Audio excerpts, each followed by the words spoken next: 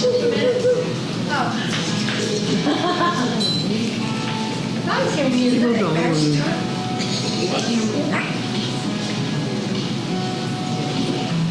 I hear the music in the background. That's kind of settled for this great evening. I just want to inform everybody that Lawrence Community Access TV is still around. We have left Essex Street. We are now at 60 Island Street. We're rebuilding. We're in a great location, brand new site. We're getting some brand new equipment. And we are kicking off the new season, bingo fundraiser, Friday night, September 12th from 8 to 10 at the Sahara Club in the building. Actually, the Sahara Club was nice enough to give us the location for free. So, which is excellent, because when you're running a fundraiser, that's what you're looking for. So that's the only reason we had it out of Lawrence, because the Sahara Club stepped up and said, we'll do it for free. $20 a person, we'll have door prizes and everything else. As far as coming back on TV, somebody just asked me about that tonight. No way, you disappeared. Not sure when that's going to happen. We're still on live on YouTube. We'll continue on YouTube. We'll continue on all the stations we have been going, Facebook.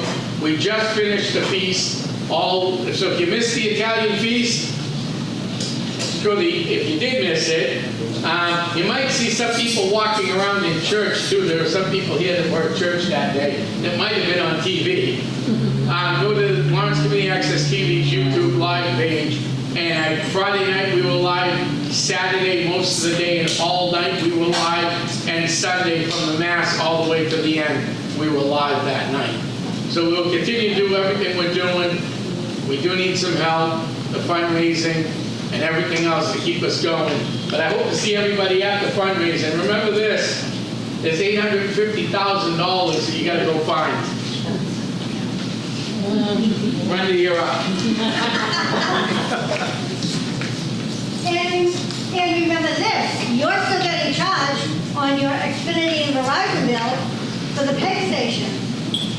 So, you're paying every month for something you're not getting. So, might want to look into it. So, first up, we're going to have Officer Sandoval give us the police reports.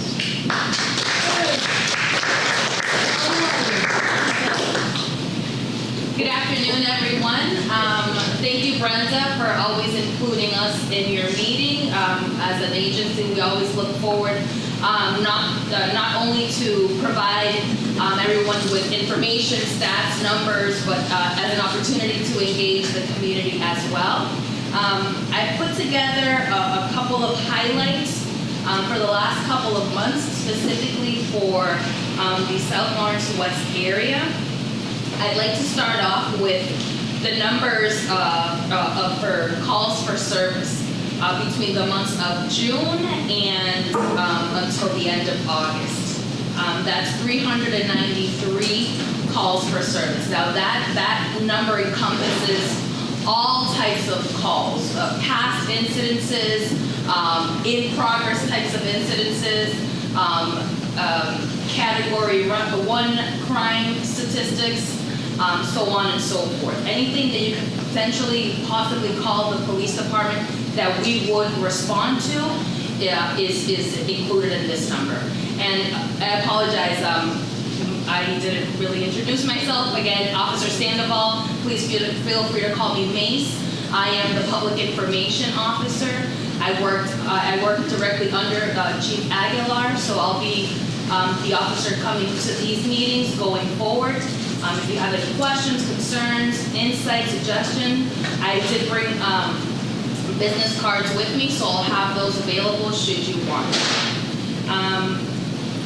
The traffic unit, as it pertains to the traffic, throughout the year, the police department gets specific grants to address traffic concerns throughout the city of Lawrence.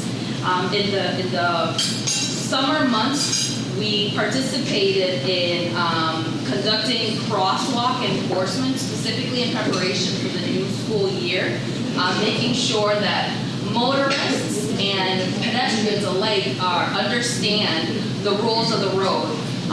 We must must stop for the pedestrians when they're in the crosswalks. Pedestrians are also responsible for pressing that button so the lights flash, so motorists understand that there's someone with the intention to cross the road. We also conducted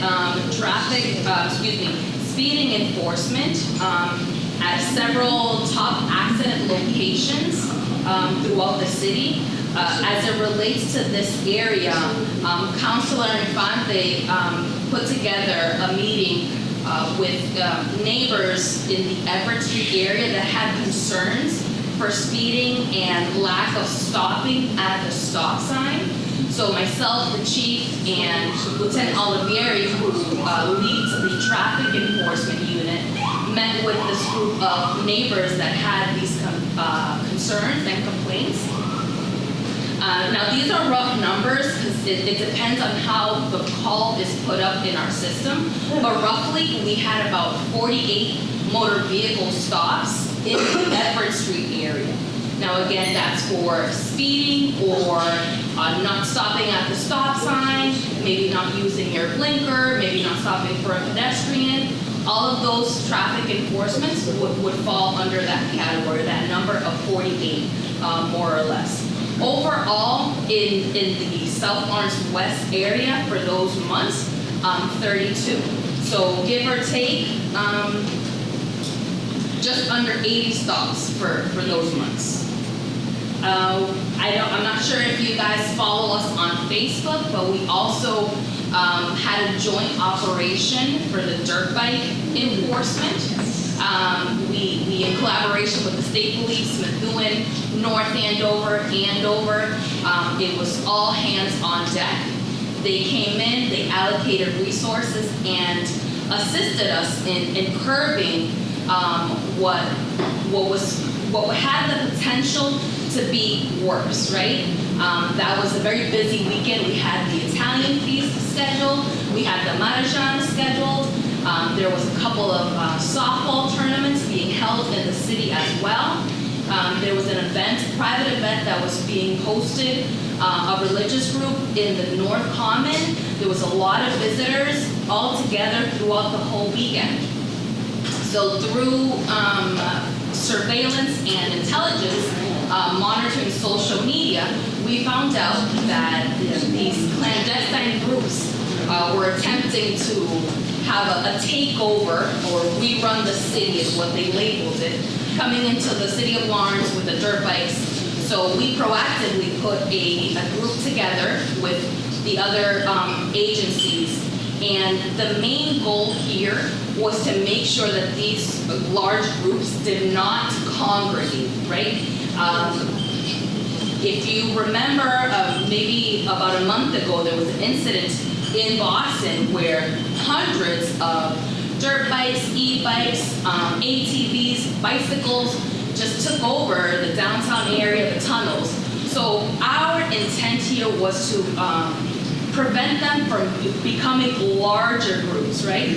So we had these agencies assisting us, and they were strategically placed throughout the perimeter and specific locations, just making sure that they didn't congregate and cause a bigger issue throughout the weekend where there was so much going on, right? During that operation, we confiscated 8 dirt bikes, 5 people were arrested, 2 people were summoned. Now, some people might not think that that's a big number or a large quantity, right? However, we understand that the operation was successful because we prevented them from congregating or becoming a larger group altogether. As it relates to other traffic complaints, abandoned motor vehicles, or parking issues, the traffic unit has been very proactive. We put a lot of posts of things that we do, continue to do. We monitor the comments. We welcome any call, any complaint, any feedback. Please call the police department, 978-794-5900. The specific extension is 508. That is Sergeant Angel Lopez. He's the sergeant in charge of the traffic unit. He's very receptive both on the phone and via email. His team is out there looking for these infractions and following up on vehicles that are either abandoned, unregistered, or not legally registered in the city of Lawrence. So please feel free to give us a call. Unfortunately, we can't be everywhere at once, so we depend on the community, and if it's your neighborhood, you're able to see it and track it more than we are. But if once it's on our radar, then we'll take note of it, and based on the city ordinance, we can take action once we have that documentation. As it pertains to the quality of life issues, specifically the noise complaints. Now, in the past couple of months, we were getting complaints in the Chickering Road, the old cinema parking lot.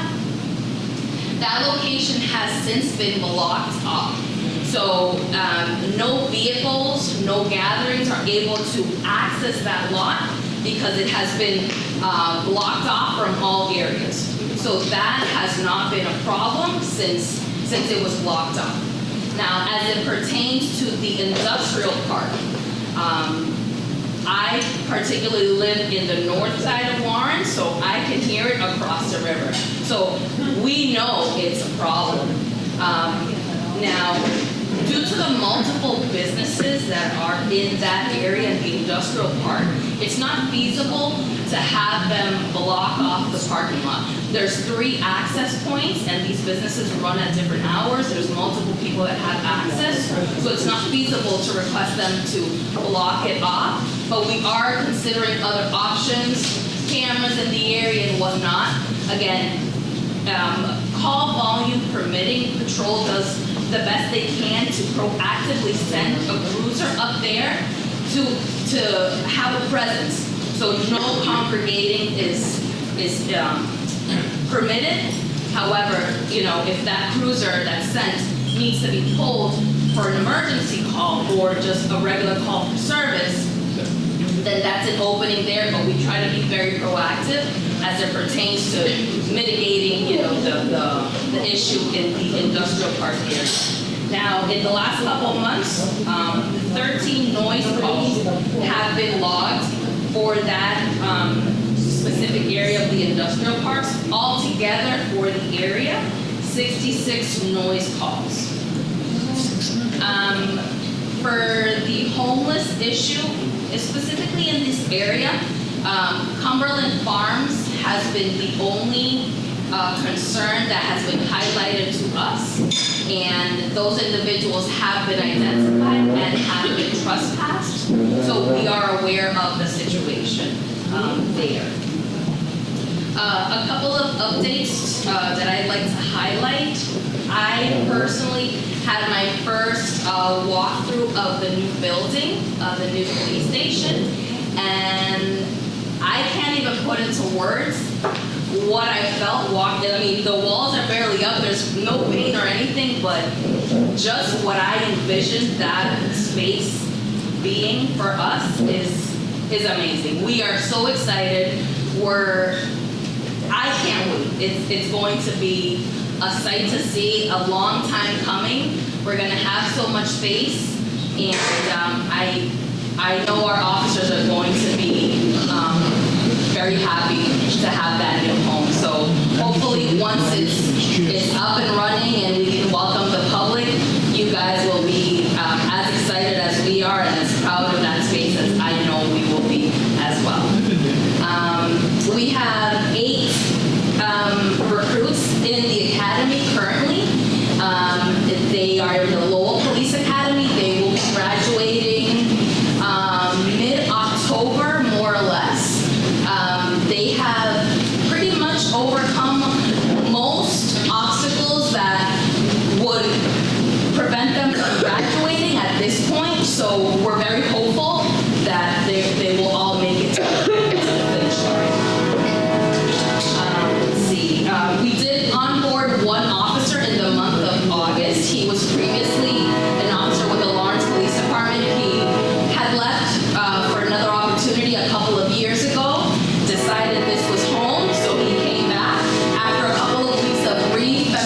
integration with the system. He's now online and enrolled in the rotation for the day shift patrol. So Officer Nick Cruz, he'll be out there. If you see him, please say hello. He's a great guy. And he's a Lawrence kid, so he knows the area very well. And also last week, we promoted 3 officers to the ranks of the supervisory ranks. We had Ariel Montas was promoted to the rank of captain. Carmen Pecora was promoted to the rank of lieutenant. And Paul Aliano was promoted to the rank of sergeant. Now, this is very exciting as an agency, not only because it promotes growth in the leadership, but it also gives us officers that are trying to grow the hope and the opportunity that we also will have the opportunity, hopefully in the near future, to also lead and serve our community in a leadership role. And just to finish up, I'd like to invite you guys all to, we have an upcoming Coffee with the Cop. It's going to be in about 2 weeks at CVS in North Lawrence. It's 266 Broadway. That's going to be between 10 and 2. So if you're free, if you're in the area, please come down, join us, participate. We share a cup of coffee, laughs, conversation, any concerns, anything you'd like to share, we're there to listen. We also have, well, one of our officers puts together, this would be the second year, Hometown Heroes Run/Walk. That's coming up on Sunday, the 14th. And you can register online. You might still be able to do that. I'm not sure. The cutoff may have already passed. But they'll have raffles, they'll have food, they'll have music. It's down the road at the Lawrence Elks, and that's starting at 10 a.m. on Sunday. And later in the month, on September 27th, we also have our second Lieutenant Charles Sandin softball tournament, and all proceeds for that event go towards a scholarship for Lawrence High School students that are looking to go to college and pursue a career in law enforcement. And that is all I have. Thank you very much. I'll take questions. Yes, ma'am. I have a question about the bikes. The base. Electric bikes, they have to be registered to ride on the street. Are you talking about the e-bikes? I don't know what they are, but they're constantly going up and down my street. Yeah, unfortunately the e-bikes, no. We're having an issue because also those are very difficult to track. They don't even have a GPS. So if somebody has the unfortunate experience of having that item stolen from them, there's really no way for us to track it because there's no GPS, there's no VIN number. So unfortunately, no, those are not required. Little kids, I'm talking about 10, 12, Yeah. 13-year-old kids. 2 or 3 at a time going up and down. Yeah. Anybody. Also, I must say, it's in my opinion, it's a parenting thing, right? We must talk to our children, right? I understand that as kids, they want to be out there, they want to have fun. We want them to participate in healthy activities. However, there's a right way to do those things, not putting themselves, of course, or anybody else in danger. Yes, ma'am. Who does one talk to about 3 unregistered cars parked on a lawn, which I know is a no-no, and possible 4th one in a driveway? I've been to the building inspector several times, and the cars are still there since the beginning of August. And I wish I could give the house number, but it's the house on the corner of Newton and Carlton, with the front exit facing that mailbox. I'm going to give you my business card, and in the back, I'm going to write Sergeant Lopez in his information. Again, he is the sergeant that leads the traffic unit.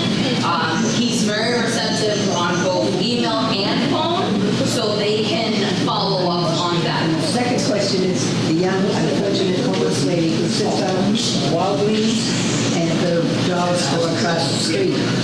Maybe that's what I want to report that to. The homeless lady, you said? Yes, and sometimes She's just kind of loitering in the area? Sitting right there. on the Right in front of the She's door. usually there or there. Okay, yeah, so again, Officer Detective Monty Calvo, he's part of our behavioral unit, and he works alongside the homeless coordinator for the city of Lawrence. Who's that now? McLaughlin. Yeah, I don't know her name. She's been on for a couple months, I think. I haven't had the privilege I just of wanted to meeting be her had one, yet. that's all. Yeah, but you could give the station a call, and we'll certainly send somebody. We can pass on the information to Detective Montalvo. Again, he does a really good job of making contact with these individuals, giving them information, offering them services. Now, quite often they refuse. They don't really want the services, but we continue to make contact with this population. Okay. Anyone else? Yes, sir. Pet peeve. When officers are doing details, they are absolutely useless. When they're on their cell phone, looking in the hole. Oh, yeah. So maybe pass this along to whoever's in charge of the details. Yeah. These guys are getting paid pretty good money to stand there. Their job is not to stand there and talk on their phone or look in the hole. Their job is to turn around from the hole and direct the traffic. I happen to be back in the line of construction thing that was going on in the city. I was 2 or 3 times back. The officer was on his phone looking in the hole. There's 2 cars almost collided. Literally, they screeched their tires. He didn't even turn around. It was like, are you kidding me? You're getting paid X amount of dollars an hour to protect the public. And you're busy looking in the hole and talking to the construction workers or on your phone. I understand they need to have contact, but don't they carry radios when they're on those details? They do not need to be on their cell phones. If they're on their cell phone, they're doing something personal. They're not being paid to be on it. So please pass that along.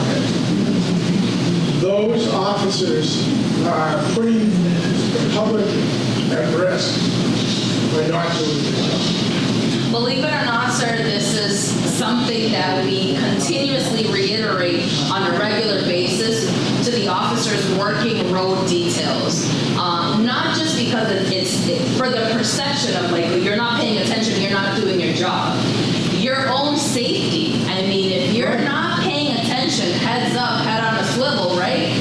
Anything can happen to you. And if I'm disabled, then I can't really help anybody else. So, and we do have a detail officer that his job is details specifically. So he's out there monitoring, and he does visit the job sites. And we also have a supervisor that goes out and makes sure that officers are where they're supposed to be, when they're supposed to be there, in the proper uniform, and doing what they need to be doing. However, I will bring that up again because it's something that always comes up. There was a simple solution to that. I'm all ears. If a complaint is filed against an officer, he or she is removed from the detail.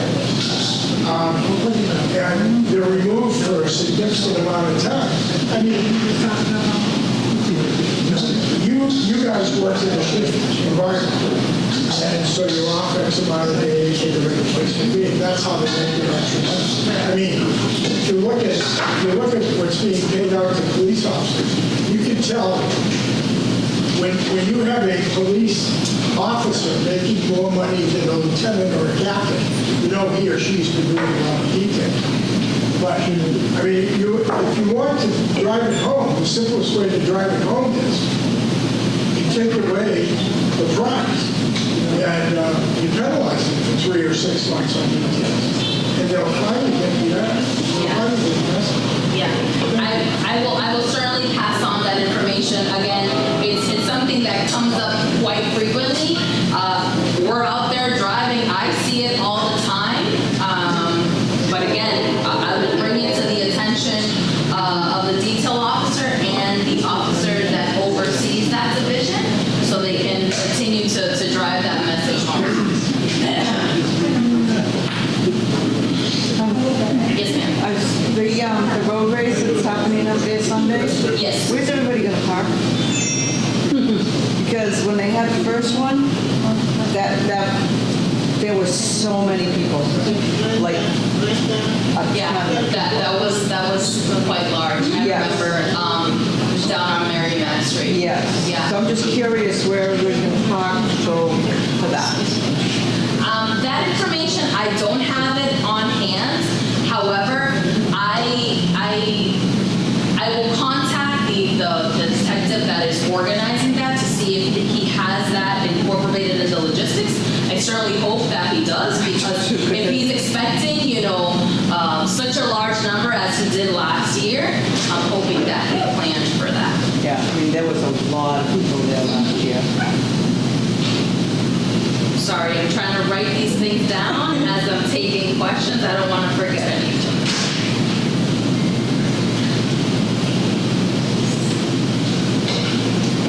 Yes, sir. Is there a maximum of the number of hours that an officer can work a detail? A detail of hours altogether. So usually we work like a double, let's say. If I work a day shift, my shift starts at 9 in the morning to 5 p.m. I can pick up a detail at 5 in the afternoon until 1 in the morning. That gives me 16 hours. Now, let's say the midnight shift is needing officers, and they have to force onto the shift. After working 16 hours, they can only force me another 4. So there's a max of 20 hours that by law that an officer can work in a single stretch. I'm talking about during the whole week. During the whole week, no, we're talking about 24 hours. I mean, I understand. unless I take the whole week off, because I'm responsible for my shift, right? I work 40 hours a week. So in order for me to work a detail every day, I would have to take off my shift, because we don't always have night details. We don't always have day details. So in order for somebody to work every day, they would have to take some of their shift off to be able to partake in the detail shifts. And the reason why I'm saying that is, years ago, I know certain officers were working 30 hours a week on overtime, or details, which puts me as an individual in peril, because he can't do his job. Because if he's tired, he ain't gonna be able to chase a guy running down the street. Prime example, we had a guy, an officer working St. Pat's. What happened was the store got left and he ran from St. Pat's and he caught the guy, which was good. But the problem is, was the year he retired. Other people, if they were working that many hours, they could have been, they wouldn't even made it halfway in. They probably would have had a heart attack, trying to stop a robbery. Yeah, no, I understand. Again, if you work during the day, and if there's a night detail and you sign up and you have the least amount of hours and you get picked, you work the detail. If you work at night and you sign up for the day shift, again, we do monitor that, so officers have at the very least 8 hours in between. But as far as not allowing them or capping that at a specific amount of hours a week, that's not something that we do, but we do monitor in a 24-hour period. Yes, ma'am. So is there going to be, not anywhere, this police station, is it going to be named after any specific person? Is it going to be named after a specific person? Is it gonna be dedicated to that? Thank you, that's what I meant. Okay, Yeah, thank you. I am not aware of any sort of dedication as far as the whole building, you mean? I don't even care if it's a room. Okay, If so, somebody's trying to promote that their father should be named because he was killed in the line of duty, which we know, most of us that are Laurentians that were born here know the whole story about the specific police officer. Please speak for us because a lot of us don't want it. I mean, people in general have wants and likes and requests, right, of what they would like to see, what they suggest. However, I haven't been privy to any conversation where this has been decided as far as dedicating, whether it's the building, a room, to any specific person. So And is there going to be a community room like they talked about from the beginning?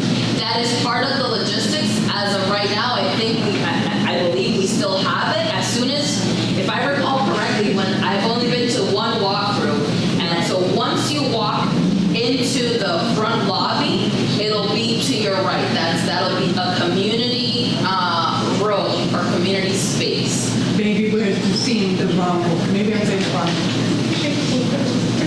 Like to have a community event, not like this big, but like say for an example, like Day of Remembrance. That was talked about when they first started, right, Rich? Yeah. If I'm not mistaken. You get what I'm saying? Not meaning like people that are waiting to speak to a police officer. Yeah, so that would be more of an interview room. If you're coming into the police department to report something specific, right? But that's not what I'm talking about. I'm talking about like a community room, like something like this, something like Day of Remembrance, so that we could possibly utilize the But space. if the Lawrence Boys Club wanted to have a meeting in there, is that going to be available for them? So I don't want to commit an answer, Rich, only because I don't know. I believe it's been spoken of that the intent is if it's a community room, it would be available to the community. However, between now and then, so many things can change, right? So we can certainly reevaluate what the purpose of that room is going to be once we're in the space. But I wouldn't want to give you a specific answer, a direct answer, because then I wouldn't want to look like I don't know what I'm talking about. Exactly. Right? Because I don't have that answer, and I want to be able to tell you or give you a for sure answer once I speak to the people that make these decisions. Thank you. Yes, sir. Okay. I think it happened on the night of August 31st, around 11:30. There was reports of either gunshots or gunshot wounds on the lower end of Hamlet Street. I never saw anything in any of the media, the local media, print media, but again, we don't have print media around here anyways. I was just curious as do you have any knowledge of what may or may not have transpired? Yeah, the only thing that I have on that, it's still under investigation and so minor that the involved party signed a refusal and chose not to get transported to the hospital. Okay. That's all set. Yes, sir. How are you addressing residential noise? Residential noise? Yeah. Yeah, so once dispatch receives the call, they're placed on the board. The unit that is assigned to that particular area is dispatched and they go, right? So let's use myself as an example. If I'm responding to, let's say in this space, we're getting calls at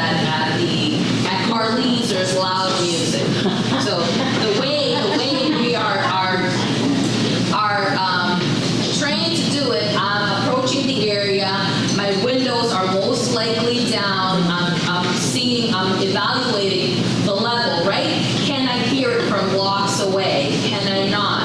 Am I getting to the parking lot and I still can't hear it? Once I get out of the car and I approach, it seems to me at a reasonable level. I'm gonna do some digging. How many times have we responded to Carlene's specifically for noise calls? Not anything else, specifically for noise calls. So these are all things to take into consideration when deciding the outcome of that call.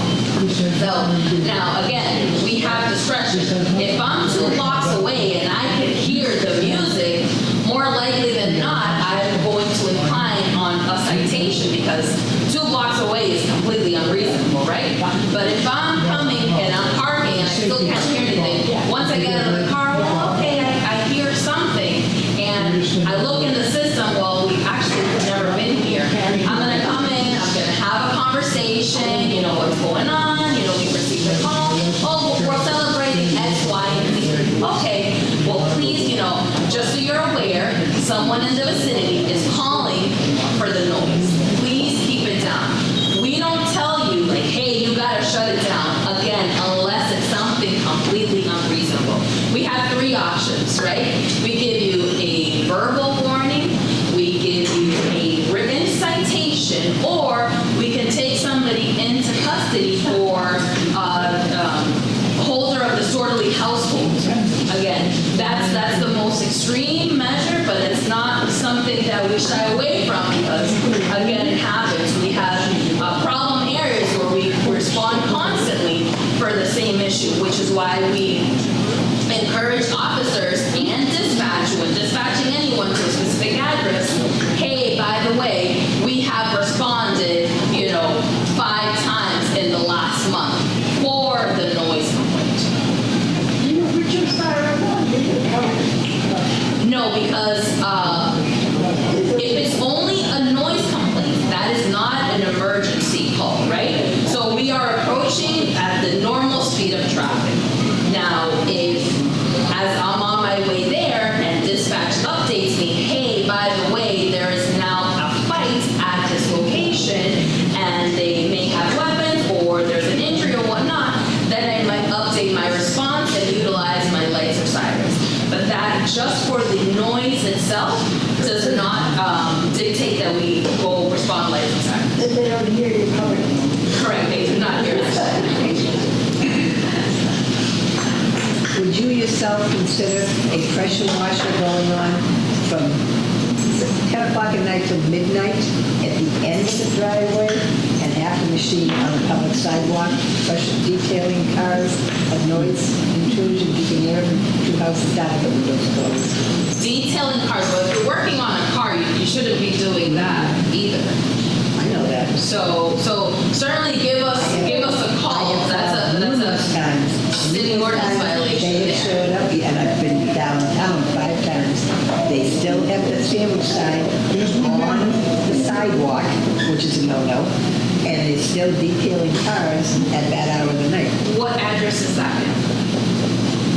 209, 211 Collington, my neighbors would say, Carlton, Carlton, 209 Carlton? dash 211. Or is it dash 209, 207, I forget. And- 209 is one of them. So the work of the detailing of cars There specifically is a white happens off hours or? There's a white van in the yard that they work out of, but the cars who are being worked on, I noticed the back tires were always either in the street or on the public sidewalk.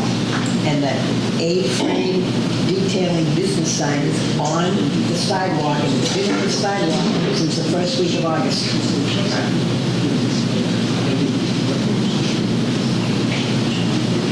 They could put it in their yard with a permit, but I know it can't be on the public sidewalk.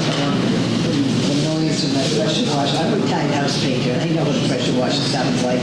My windows are closed. Yeah, if that noise is going off in the middle of the night again, please give us a call and we'll send somebody else to address the situation. Thank you,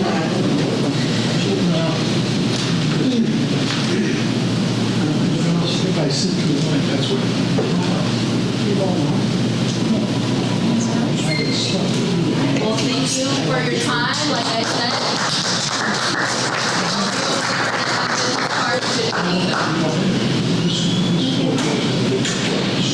So apparently there's no one here from the fire department. So we're gonna go on to our counselor. Which one? And Council President Giovanni Rodriguez. I promise I'm not being rude on my phone. I have my notes in my phone. I first want to say, and I look for my notes.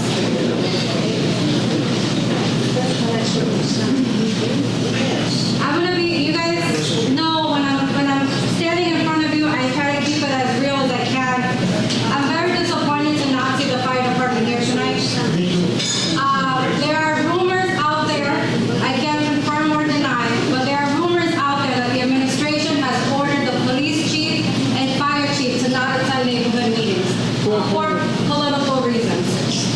I just want to say, if these are true, again, I cannot confirm or deny, but if these allegations are true, at the end of the day, it's not me that they're hurting, it's all of you guys.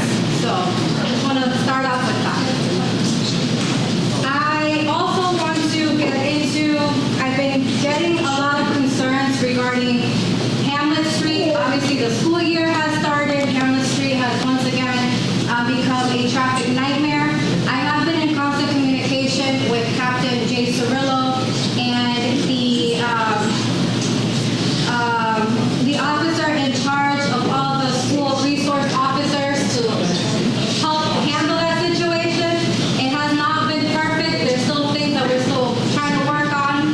And other situations, unfortunately, I just don't see no solution for it, but Lawrence Police is very well aware of it. Another thing that I want to bring up is I'm also receiving, especially now that I'm out there knocking doors, as you can see, I am running for re-election, but I've been getting a lot of concerns about unregistered vehicles in our community, in our district, and I know Lawrence Police has been working on that and making their waves. I just ask that you all give them some grace as they try to do their work, but I am getting those concerns and I am passing that information along to see how we can be more helpful with that. Another concern that I've been hearing a lot, and I actually heard this today, and I have to follow up with the ISD director, but our neighbors are seeing a lot of construction, or even minor construction without permits. They go over to their neighbor's house, and they ask if there's a permit.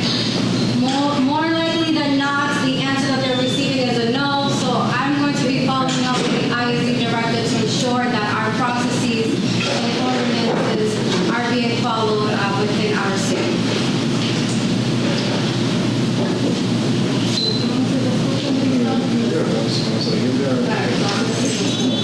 All right, right now the Lawrence City Council, we have an item for $2.3 something million, and that's for capital improvements from DPW. Majority of those funds are being allocated for projects in South Lawrence in District E and F. Those projects will be those funds will be primarily used on projects for street pavings and sidewalk repair. I know sidewalk repairs have been a huge issue or concern, I should say. But I do want to remind folks that sidewalks actually cost more to repair than to do a pavement. So just give us some time, but I am happy to report that we do have $2.3 million at the council level right now for approval to use for those capital improvement projects.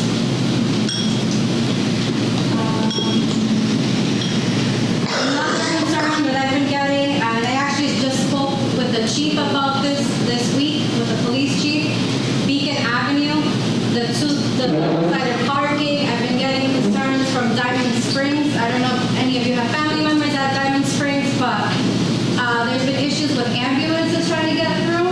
And I know one side of that street does have no parking.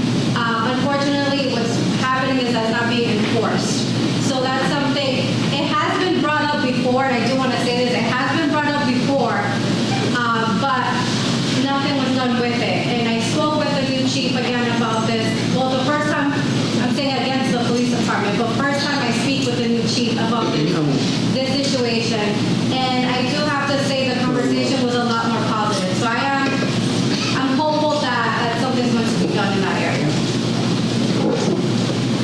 And another, I don't know if anyone's on Adams Street, but we've been having some water issues on Adams Street. The water department has been working on.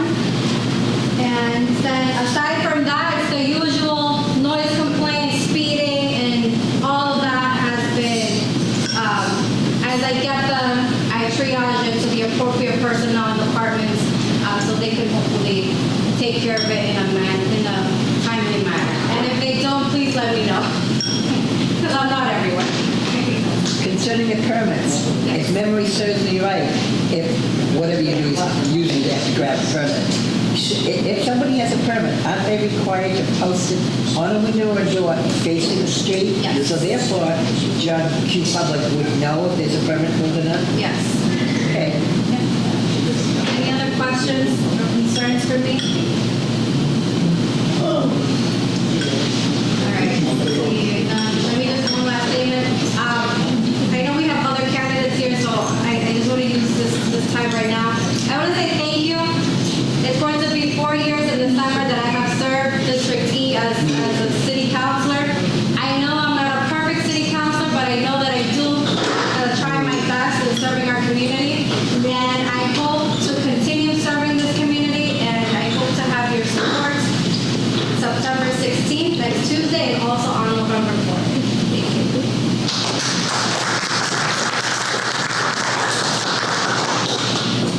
Hello, again, my name is Giovanni Rodriguez. I'm one of the Lawrence City Council at large, and I'm the current Lawrence City Council president. So we have a few things here that I would like to get everybody up to date. The city of Lawrence is been working on a request from the Lawrence Redevelopment Authority to transfer about $15 million worth of property to the LRA, to the Lawrence Redevelopment Authority. Most of those properties are basically Lawrence municipal parking lots. Few located on Methuen Street, another one located right in downtown, another one located right in front of Tivoli's, another one located right in front of the post office, and a few others when you come to south from the north, the Pepperton Park, that parking lot, and also the paper mill. Those are mainly the 7 to 8 projects that they've been, that the LRA has requested for the city of Lawrence to transfer those property over to them so they can have a specific development, including commercial and including housing. We've been very questioning about the situation because we believe that we need to get everything straight when it comes to those developments, and also when it comes to any type of payment that the city is going to be receiving for any of those properties. Those discussions haven't happened yet, but they have that at the city council level. Finally, they understood that those transfers cannot be done just with the mayor's signature. Even though I received an email 2 weeks ago saying that they still have the right to just transfer those property over with the mayor's signature only. I'm completely against that because I don't believe that a government that have a check and balance system is somebody's signature alone. So we are questioning the LRA transfers. At least myself and a few other councilors, the outliers of the council, they call us a little different, but I mean the outliers of the council have been questioning a lot when it comes to those specific, when it comes to us $50 million worth of property. All of the parking lots of the city of Lawrence, they want to transfer over to the LRA and have specific developments on those. We already have in the council, we haven't started discussion on that. But soon we will have those discussions at two committees. I sent those to two different committees, the Housing Committee and also to the Economic Development Committee. Once we get an update of that, everybody's going to be aware of that because we want to be very vocal about the situation. We, as Councilor Vice President Infante just mentioned, we have $2.3 million that are going to be allocated for the street paving and also for sidewalk, most of them in the south. The state is also sending gifts. This year, 2025, they sent $1.3 million that were actually for paving and different infrastructures on the road out of the Chapter 90 funds. And the next year, these amounts will potentially double, according to the secretary that visited the city of Lawrence a month and a half ago, perhaps, and tell us that the formula has changed and the city of Lawrence will receive more funds when it comes to fixing up the roads. So hopefully that happens. Also, the city of Lawrence have another way of getting money for the streets, and a lot of people don't know this methodology or this formula that we have with different utility companies, but specifically with Eversource. Every time that they dig our roads, they're supposed to pay a specific amount of dollars to fix that road, and if that road is within the 5 years period from grace period, and then they need to fix that street from curb to curb. It happened a bunch of times, and we noted that Eversource has been doing a lot of projects here in Lawrence. We, the council, authorized $500,000 at the beginning of the year. They spent that money, and now we reauthorized another $500,000 that once Eversource send that money over to the city, the DPW can go ahead and continue with those projects, paving projects and fixing out the road with those money. Another thing that we have, the city council have approved the 3 applications for the school committee's appointees. Yes, the school committee will be the city of Lawrence, 3 electeds, at large, and 3 appointees. Those appointees, we developed the application. We are going to post the application. The city council will interview those appointees, and will also appoint those 3. Those 3 have a specific knowledge or a specific experience that we're looking for, and that's how we're going to post it. One of them have to be experienced in law, another one have to be experienced in education, and the third one have to be experienced on finance. So those 3 people that apply to those positions are going to be interviewed and appointed by the council. Not the mayor, by the council.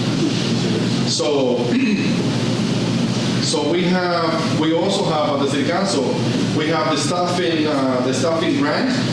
We have received that for 10 to 12 years about, or a little longer than that. And thanks to the state delegation, we are receiving about $1.2 million to maintain our road a lot more safer than what we have now. So what they do with our money is that we hire new police officers, or perhaps keep on paying new police officers that we have hired for the last few years. So that's coming out to the city council for our approval, and so far I haven't seen anybody voting against that. And we hope that we continue having that positive vote on that. We also have, to continue the public safety effort that we have at the council, we also have approved a new law, or adopt a new state law in the city of Lawrence that allows the city to get into a contract with a specific company that provides the technology that goes into the school bus's arm. When you are driving and the school bus pull up the stop sign, if you go over, most likely today, you're not going to get a fine because it's not with somebody to catch you, or a police officer to catch you. But now with the new technology, we just have approved that law, or as a part of that law, Now we're gonna have a technology that only face the license plate for privacy, and eventually the police department will be able to send those tickets over the mail. Those that have violated the law when it comes to that specific safety issue. As we know, kids that are being protected by those stop signs. And we want to make sure that if anybody violates that stop sign, they get a fine of whatever the amount is. Right now, at the state level, there is an amount of $250 that anybody that violate that law or go over, they will get a fine over the mail of $250. And then they have the right to dispute it, but we're going to have all the videos, all the pictures and everything to make sure that they're being held accountable. Another thing that I have is we have confirmed the new firefighter chief. Yes, as Councilor Vice President Infante says, he's not here today. During that confirmation period of that vote, during that discussion, 80% of the time of that discussion was around allowing the chief of police or allowing the chief of fires and chief of police to go to the community events, specifically neighborhood association meetings. That's what we were referring most of the time because it was an issue with one of the neighborhood association meetings that the mayor don't want anybody to go because of it's a political point. At the end of the day, we don't deserve that. We deserve our chief to be here when we need him, and we deserve better. We are very, very, very concerned about that, very critical about that, and we keep on pushing on that issue over and over and over to a point that around 80% of the time that we were discussing the chief of firefighter confirmation, it was about that topic. And that's unfair because we have a lot more to talk about, important things that we need to discuss. We need to talk about equipment that is supposed to go to our firefighter departments. How are we going to be able to help on that? How are we going to maintain our roads a lot more safe with the right equipment that we need and the right public safety officers that we need and hiring? So those discussions were not happening. We're not happy about that. He got confirmed. But unfortunately, we need to maintain our strong voice and tell the mayor that that decision is not right because you guys deserve better. You guys deserve everybody to be here representing the administration, the DPW, the police department. We have somebody here, the firefighter department, so far, so on. So this is not about politics. It's about public service and quality service. The last thing, two more things that I have is that I believe on Saturday, we have a huge explosion on South Union Street. That it was around 8 p.m. at night, and we have a response from the police department that went over there. And the following morning, I followed up with a video, and the chief of police, also the fire chief, they respond to the place, and there was somebody that was severely hurt or burned out of that explosion. And I guess that they were doing something weird because the state police squads show up to the place and they went and they investigated the issue. It was not just a fireworks explosion.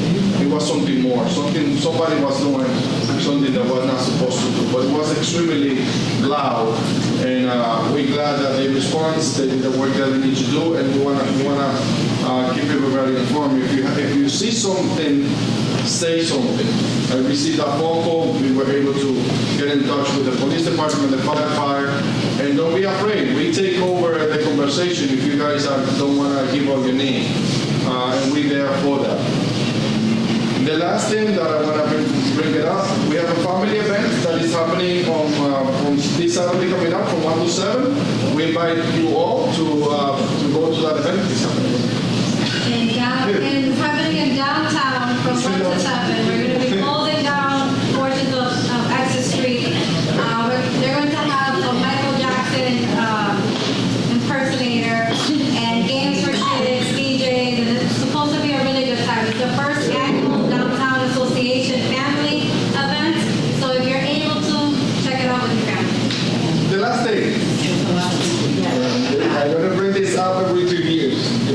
from getting elected. Election is coming up. I'm on the ballot. I'm running for re-election. This is, I've been in the council for 10 years now. Two of the last 2 years, I was able to run at large and get elected. And this year, I'm going to also be on the ballot as a councilor, as a candidate for council at large. So I hope that I earn your support on September 16. From 7 to 8, the polls are going to be open, and also on November 4. I'm proud to serve and to serve you with dignity and respect at the council level. So please, my flyers are here. I'm going to bring it up to all of you, and I hope that I can earn your support so far. Yes. Real quick, I did forget one update. You probably are noticing that the bridge that's on here on Andover Street, the foundation is getting worse.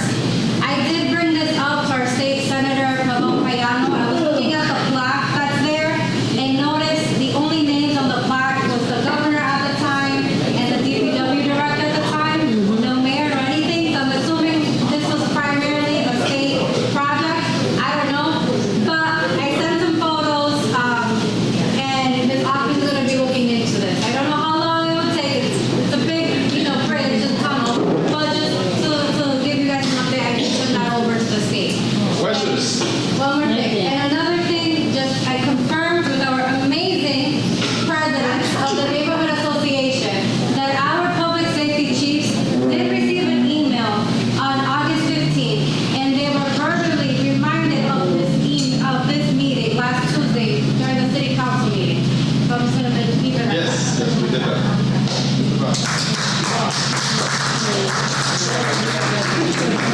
This is really a comment.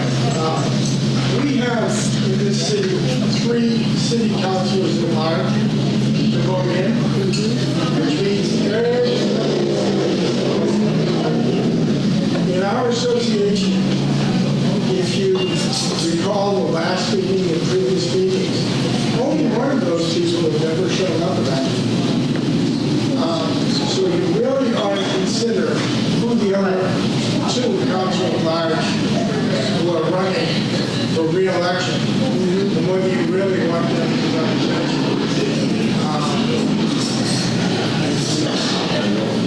As I recall, Giovanni has been at every one of our meetings for years. So think loud and clear about who you want as a councilor at large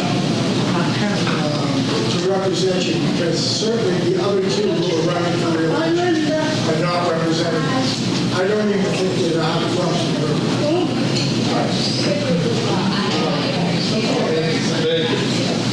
Thank you.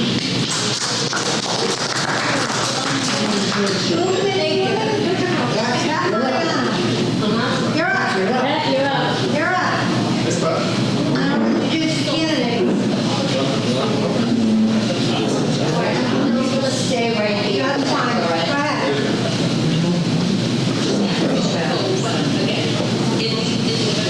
I guess people getting tired of hearing all the good news, but this is important stuff I need to share with you.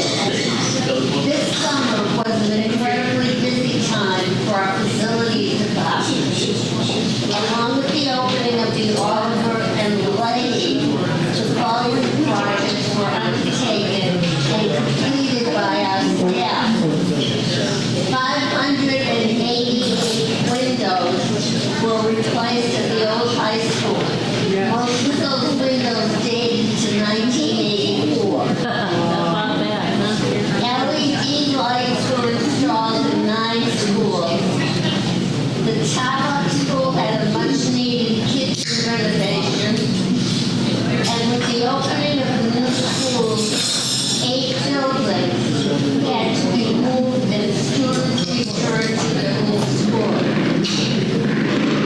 I believe strongly that our facilities crew really put their heart and soul into everything that happened this summer, along with the new lady and all the school.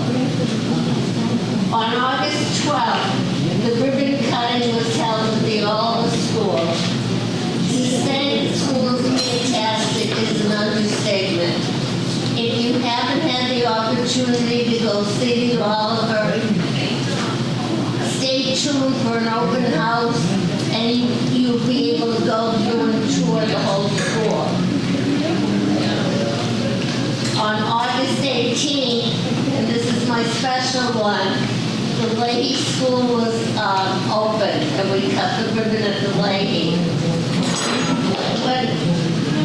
When we were designing the building, we wanted to make sure that the Leahy had some historical perspective or theme to it.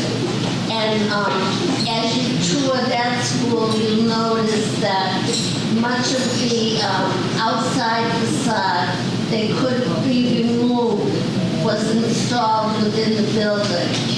So everybody remembers there was, I think, one was part of God Bless America, another part is the Star Spangled Banner, and the contractors took off the slabs and put them in the new school. They look absolutely beautiful. Also at the front of the school, there were pillars. I don't know if you remember that. The pillars are being restored. A picture of my boyfriend, Captain Leahy, is being restored also. And he will look at this stuff. And he will hang proudly in the new school. Also, we have a time capsule that is almost done. I'm almost finished. And that's going to be inside the building, across from the office. And it's going to be built into the wall. Well, actually, it is built into the wall. It's not going to be put in the ground. And the glass on the outside of the time capsule is going to be etched so that you won't be able to see what's in the time capsule for the next 100 years. We'll all be there. All right, so what I do have here, if anyone went to the Leahy or the Oliver, I have some souvenirs for you. And I know, I'm not giving out bricks tonight. All the bricks are over. I'm giving out souvenirs. I always come with gifts. Let's see. We had an opening celebration on August 22nd for the staff, and it featured performances by students who worked on it all summer. And we also had a new commissioner here from DESE, and one flying pig. If you weren't there, you're not going to know what a flying pig was. School started for grades 1 to 12 on Monday, August 25th. Everything went very, very well at that opening. Today, pre-K and kindergarten started, and the biggest news there is the opening of our newest early childhood center, the Lawrence Early Childhood Center located at St. Mary's. This fall, the musical theater, and I know some of you love to go to those shows, will be a Bronx Tale. And they will be performed at the PATH on November 14th, 15th, 21st, and 22nd. I'll make sure that Brenda gets some tickets. We'll do the same thing, we'll raffle them off. But the only catch to the raffle is you have to give us a review of the show. Okay? Fall sports are underway. Football opened the season with an overtime win in the pouring rain in Lynn on Saturday. No school for students on September 16th due to the primary elections. I have here also, there was a great article about me in the Tribune. If anybody missed it and you'd like to see it, I'll leave it here so you can read it. So why was there a great article about you? Well, my involvement with the lady. Say it louder. My involvement with the lady. I was telling Bertha that if you were going to say it, I was going to say it for you. I heard they took the door off of your old principal's office. And they put it in, right, they put it in the building. On a personal note, I've been looking for Mariano signs up and down the streets, and I don't see them. Does anybody know why? Yeah. You're not running? I'm not running, no. And I'm not running for the at-large seats. I am going to apply for one of the appointed seats that Councilor Giovanni asked, explained to you. The new school committee will have 3 at-large seats and 3 appointed seats. We all get old, unfortunately. And the schools department is still very, very special to me. And I don't want to go away in that respect. But I will hopefully stay on as an appointed member if the city council sees fit. If I do not get one of those positions, I'll still be involved. It's my life, and you just don't shut it off like a faucet.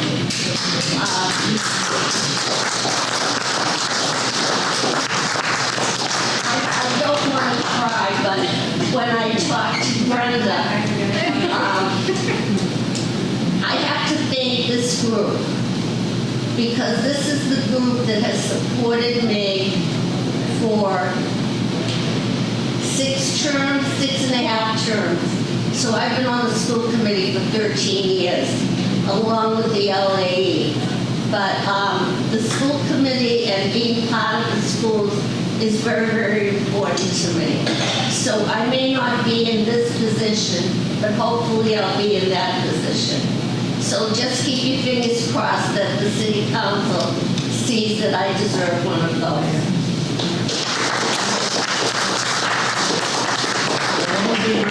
Before we conclude, I'm sorry? one more thing before we conclude. On the school committee, they are going to get paid. So the school committee will get paid.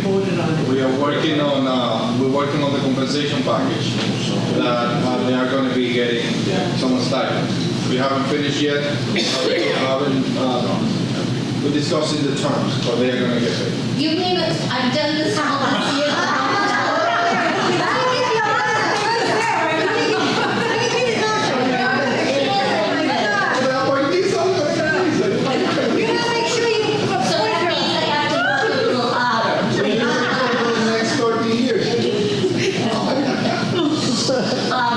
Another thing about the ladies' school, the media center is being named after me. It's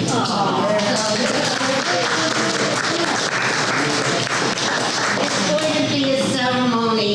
The room was not ready the day we cut the ribbon. They're still working on the punch list for that building.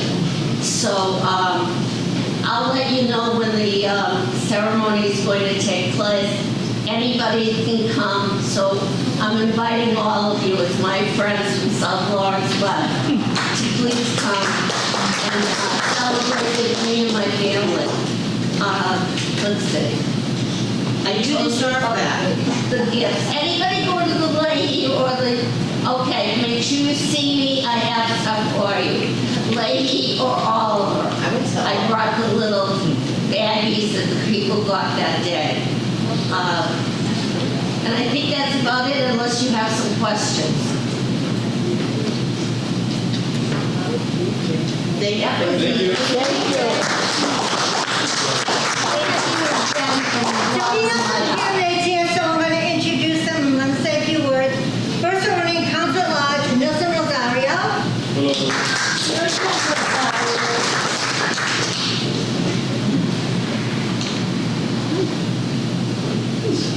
want to take you? Oh, yeah, it's hard. I heard you say, I'm going to say a few words. I was like, oh, brother's going to speak about me. Nice. First of all, I'm trying to make this dog over there. I'm trying to make this quick. I know it's getting late. But before I introduce myself, I want to thank you all for being here. It's very important to keep this stuff going. Neighborhood association meetings. It's very important to give you guys, for us to do, well, I say us as I speak it into existence, for us to do our job. In order to be a city councilor, it's not about a political agenda, it's not about a title, it's about you guys, the people. We're here for you, well, I'm here for you if elected to be in office. But Nelson Rosario is me, lifelong resident of Lawrence.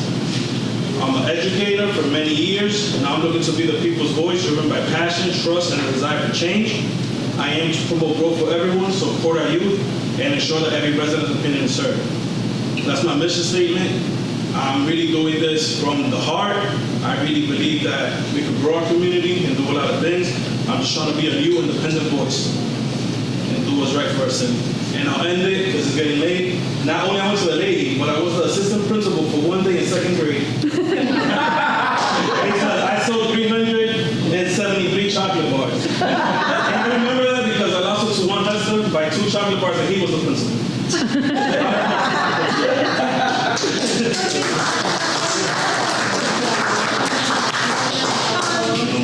Rich Russell, running for councilor at large.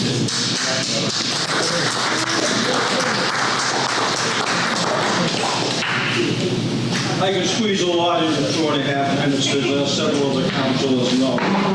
Points that were brought up by Officer Sandoval.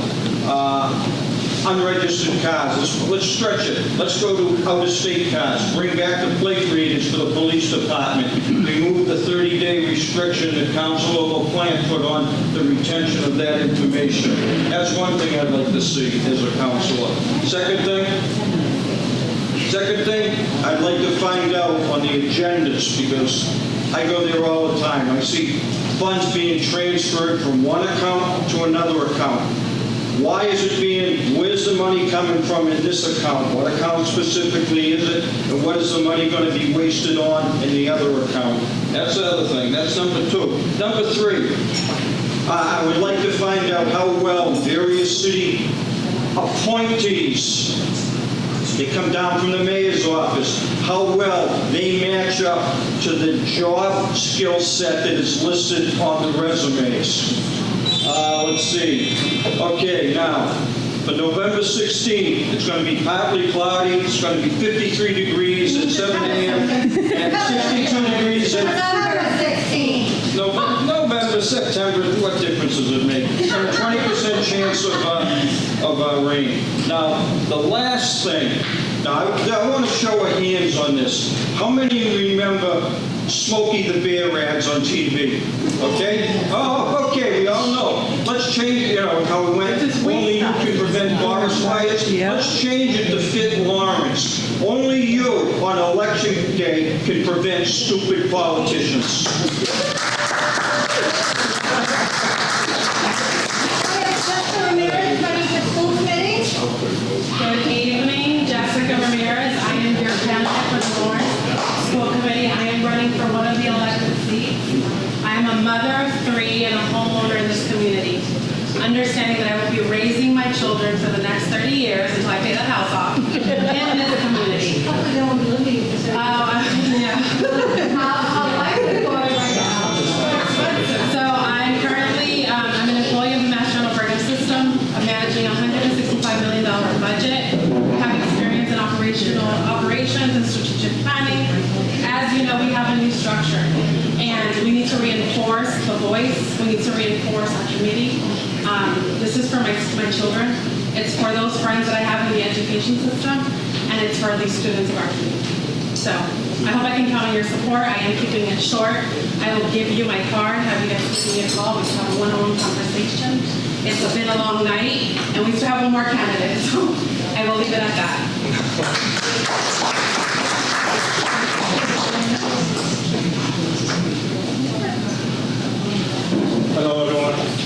I'm Josiah Mendez. I live in Mount Vernon. I grew up here. I'm 24. I went to the Robert Frost School. Marilyn Toomey is my front neighbor for the last 18 years of my life. So I've been able to bother her a little bit on Leeds Terrace, South Jefferson. I'm running for the Greater Lawrence Technical School Committee. I currently work as a paraprofessional at the Weatherby School, even though I went to La Crosse. When I applied at La Crosse, the job was taken the next day, so I took the Weatherby. But I'm working currently with 7th and 8th graders personally over at the Weatherby School in Lawrence. I'm helping these kids with applications to get into the Greater Lawrence. I'm helping them with recommendations. I'm helping them with their schoolwork. I'm constantly helping the students that I have currently at the Weatherby. I coach them with intramurals. I'm involved. I'm currently at Southern New Hampshire University studying human resource management. I'll be getting my bachelor's in March. And I'm just trying to be an advocate voice. I grew up here. I was raised here. Everything that I know came from here, from the Frost School. I didn't go to Lawrence High School. My father taught at Lawrence High for 25 years, but I got a baseball scholarship to go to other places. And now I'm just coming here. I'm just trying to be a voice to the students. I'm trying to let them know that out of Lawrence, there's still something good. I came out of here. I'm still here. I'm coming back. And I would just love to be a voice and show them that we still have people that are here for them. We still have resources that are here for them. And I only think that things are just getting better for them and more opportunities are being created. And I would just love to be a voice, part of the committee, and just be involved in the process that the vocational school is going on with. So I'm Josiah Mendez. I'll be on the ballot for the 16th of September, November 4th, and I'll be around. I didn't know these meetings happened, so I would have came.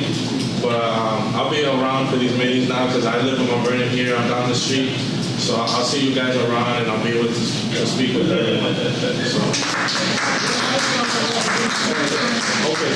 Are you currently on the school committee right now? I am not. I've only been working at the Weatherby for 3 years. It's my first time running for any type of election, so it'll be a great foot in the door. Good luck. So. You have the card? Yes, I have cards. I'll be going around. When I came, the meeting was just starting, so I wasn't able to get around. So. Lee, you want to say something about early voting? Don't worry, I'm not running. God forbid. So I'm an election worker.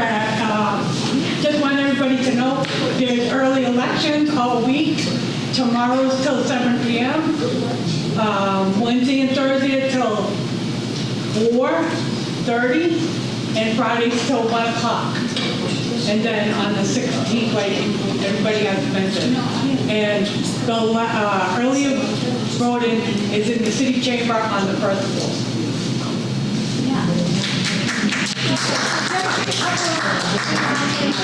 Just remember, next Tuesday, please get out and vote. Tomorrow night, it's Northern Essex Community College, 6 is a forum. It's the mayor and the city council's at large. As of right now, it's just one candidate, the mayor is going to be there, which is Juan Gonzalez. And as far as the council at large, it's going to be Giovanni Rodriguez, Rich Russell, Milton Rosario, Freddie Diaz, and John Regal. Anna Levy and Selena Reyes will not be attending. So if you can, if you come and listen to this forum, that'd be great. If you have any questions, they are going to take questions. So if you have anything you want to ask, that would be great too. And our next meeting will be December 8th, and hopefully we'll have the fire chief and the police chief with us. Hopefully. I wouldn't be surprised if they're here for the December meeting because I'll be after elections. So. Hopefully, I know. It's not me that they're hurting. It's all you guys. That's right. But anyway, so thank you all for coming. Friday night. Oh, Friday night. Yeah, well, yeah, Friday night.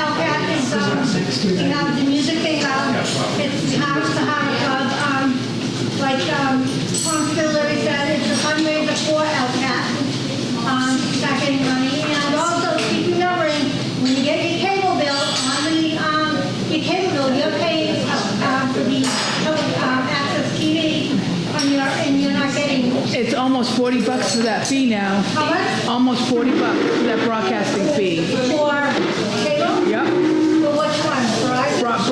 For Xfinity. Xfinity? It's almost $40. You're not getting, you're not getting it. You're not getting Channel 8.